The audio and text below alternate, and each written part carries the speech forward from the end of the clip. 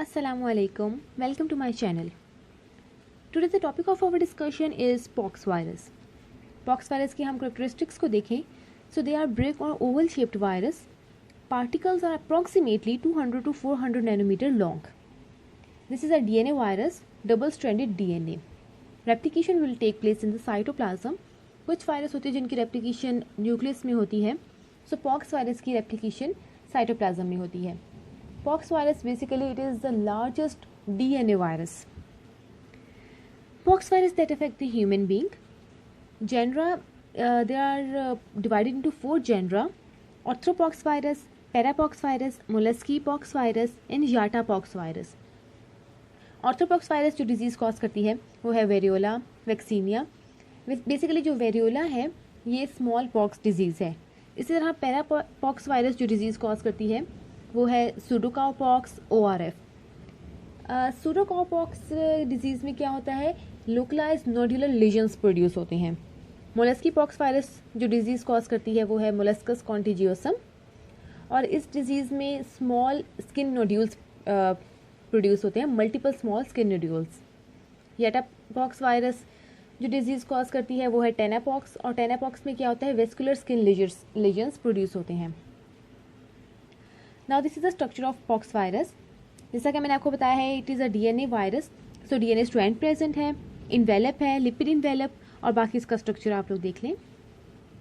Multiplication, as I have discussed that multiplication will take place in cytoplasm.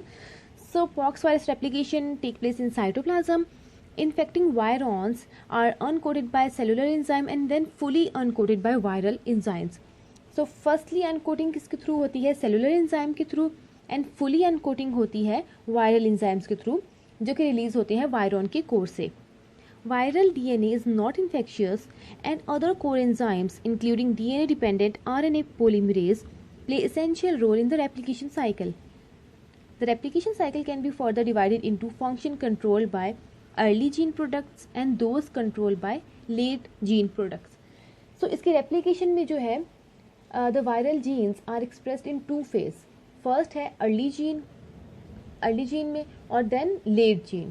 Early gene जो है they are expressed first and these genes encode non-structural protein including protein necessary for the replication of the viral genome.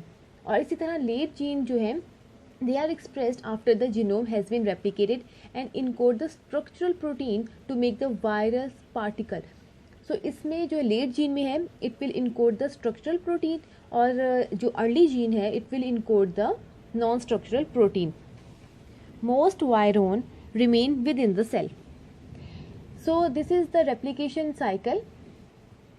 सबसे पहले virus की entry हुई है, entry receptor के through enter हो गए.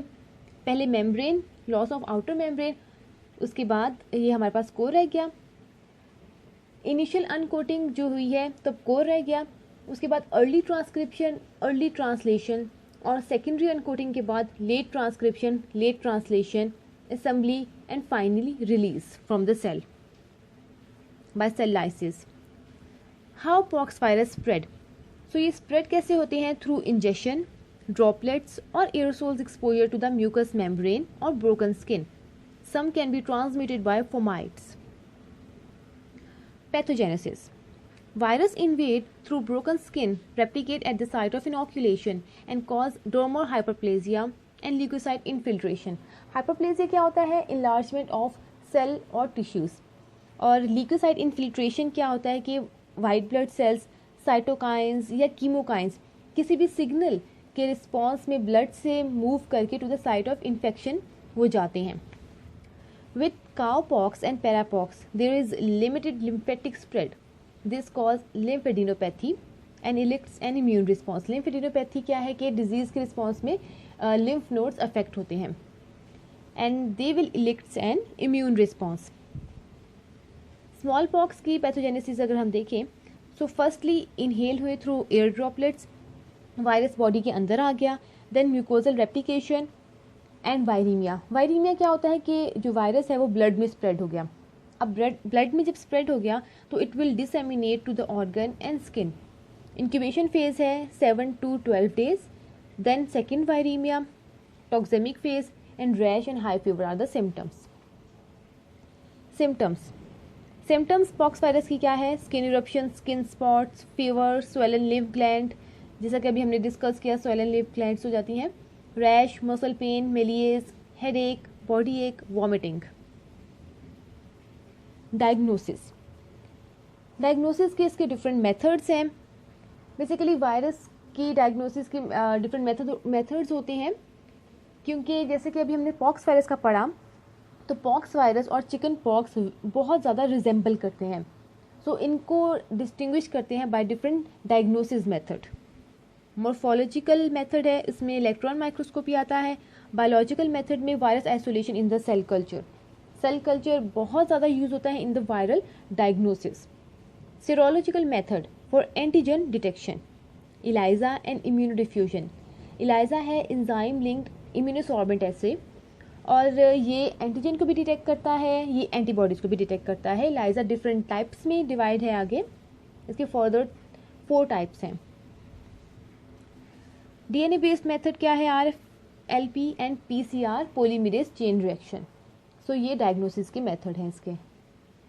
ये जो मटेरियल मैंने लिया है ये मेडिकल माइक्रोबायोलॉजी की बुक से लिया है, और जो स्लाइड्स शेयर से लिया है उसकी मैंने लिंक यहाँ पे पेस्ट कर दी है। बेसिकली अगर आप चाहते हैं कि मैं किसी और वायरस पे डिटेल वीडियो बनाऊँ तो काइंडली कमेंट बॉक्स में ज़रूर लिख दीजिएगा, या अगर आप चाहते हैं कि मैं इस पर ही डिटेल वीडियो बनाऊँ, लाइक रेप्लिकेशन पे डिटेल वीडियो बनाऊँ या पैथोजेनेसिस पे, क्योंकि ये एक जनरल सा ओवरव्यू मैंने आपको बताया है। अगर आप चाहते हैं कि इसके ऊपर डिटेल वीडियो बनाऊँ तो काइंडली कमेंट बॉक्स में ज़रूर लिख दीजिएगा। If you like my video please like and subscribe my channel. Thank you and अल्लाह हाफिज़।